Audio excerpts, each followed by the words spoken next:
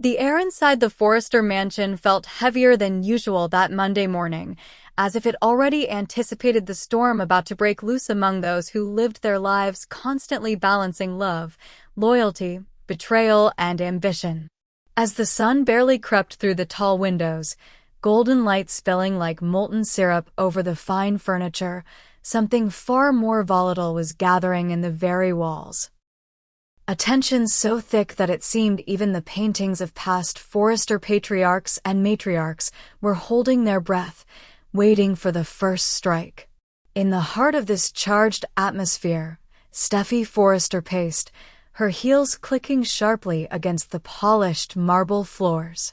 Her dark brows were drawn together, her eyes flashing with an anger that only grew with every step. She clutched a copy of the Forrester Creations Gala program.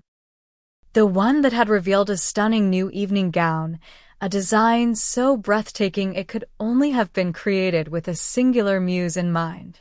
That muse, she had learned, was none other than Brooke Logan. The betrayal seared through Steffy like a blade. Her fists clenched as she turned to face her mother, Taylor Hayes, who stood nearby, looking composed on the outside, but clearly struggling to keep her emotions contained. Taylor's voice was measured, her words soft but edged with pain. He chose her, Steffy. Eric gave Brooke that gown. It wasn't just a favor. It was a message. The word message seemed to echo in the grand foyer, bouncing off the gilded picture frames and crystal chandeliers. A message, indeed.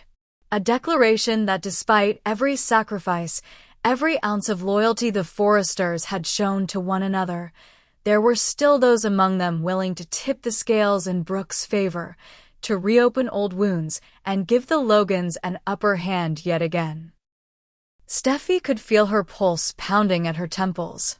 Her grandfather, Eric Forrester, whom she loved and admired, had done the unthinkable. He had handed Brooke a weapon, placed it carefully into her manicured hands, and aimed it squarely at the heart of everything Steffy and Taylor had fought to protect. "This isn't just about a stupid dress," Steffy spat, her voice shaking with fury. "It's about family, about loyalty, about respect. And he's just thrown it all away." Taylor placed a calming hand on her daughter's arm, though her own heart was breaking. She had long since grown accustomed to being the second choice, the woman Ridge loved, but never quite enough to fully commit to. Yet somehow, this particular betrayal cut deeper because it came from inside the family, from Eric, the patriarch, the one they had trusted implicitly to understand what was at stake. "He probably thinks he's doing what's best," Taylor offered, though there was little conviction behind her words. "He probably thinks Ridge should be free to choose without interference." Steffy turned on her heel, her voice sharp enough to shatter glass. "Without interference," she repeated, incredulous. "That dress is interference. It's manipulation. It's—" She struggled for words, her chest heaving. "It's betrayal." Meanwhile, across town, another confrontation was brewing, just as fierce, just as fueled by a sense of righteous indignation. Katie Logan, ever the protector of her family, had stumbled upon a scene that instantly made her blood run cold.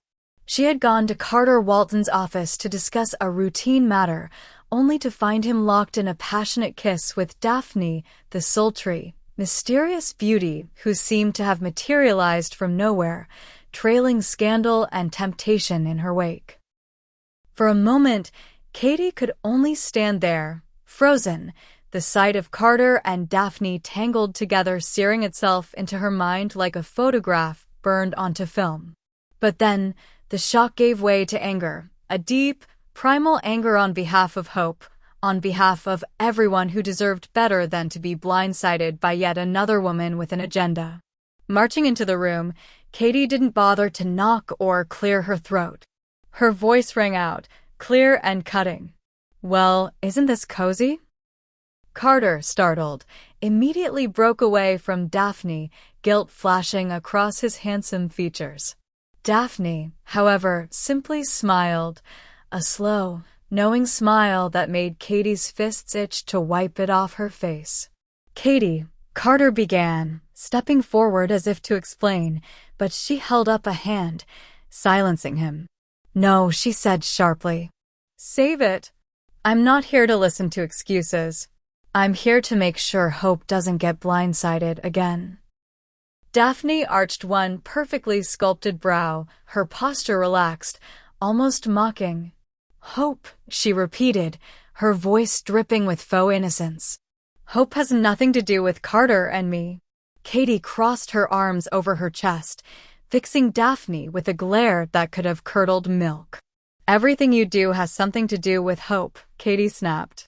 "You slithered your way into her life, pretending to be her friend, her ally, when all you really wanted was an inroad. A way to position yourself right where you think the power is." Daphne laughed, a low, throaty sound that only infuriated Katie further. "Maybe Hope should toughen up," Daphne said smoothly. "The world doesn't reward the weak." The implication was clear. Hope was weak, and Daphne was simply doing what strong women did, taking what they wanted without apology. Katie's hands curled into fists at her sides. "You're wrong," Katie said, her voice low and dangerous. "Hope is strong. Stronger than you'll ever be, because she doesn't trample over other people to get what she wants. And I'll be damned if I let you hurt her." There was a long, tense silence, broken only by the faint hum of the office's fluorescent lights. Then Daphne, still smiling, tilted her head to the side. "Maybe you should worry less about me and more about yourself," she purred. "Because I'm not going anywhere." Back at the Forrester estate, the storm was reaching its peak. Steffi, unable to contain her fury, confronted Eric directly, her voice trembling not just with anger, but with hurt. "How could you?" she demanded. "How could you betray us like this? After everything we've done for this family, everything Mom has sacrificed, you just hand Brooke the victory." Eric sighed, looking every bit his age in that moment, the weight of decades of family drama pressing down on his broad shoulders. "I didn't betray you, Steffi," he said wearily. "I simply gave Ridge the freedom to choose." "Freedom?" Steffi's voice cracked. "You gave Brooke an advantage. You tipped the scales in her favor. How can Ridge make a real choice when you're handing her the tools to seduce him all over again?"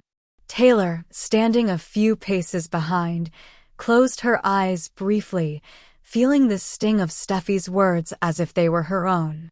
She knew Steffi was right. She knew, deep down, that this latest maneuver by Brooke, aided and abetted by Eric, would reignite old flames, reopen old wounds. And she wasn't sure she had the strength to fight that battle again. "Maybe," Eric said, his voice soft but firm, "it's time we stop fighting battles that don't need to be fought." The words landed like a slap. Steffi recoiled as if physically struck, her face a portrait of heartbreak and rage. "This is a battle worth fighting," she said, her voice barely above a whisper. "Because if we don't fight for what's right, then what was the point of everything we've sacrificed?" She turned and fled the room, the sound of her footsteps echoing down the grand hallway like gunshots. Taylor hesitated only a moment before following, her heart breaking for her daughter and for herself. Elsewhere, Katie left Carter's office, her mind racing, her heart pounding. She knew she had made an enemy in Daphne, a dangerous enemy. But she didn't care. Protecting Hope was worth it. Family was always worth it. And in the swirling maelstrom of alliances and betrayals that define the world of the bold and the beautiful, Katie, Steffi, Taylor, and even Brooke understood one thing better than anyone else. The war for love, loyalty, and legacy never truly ended. It simply changed battlegrounds. And Monday, April 28th, was just the beginning.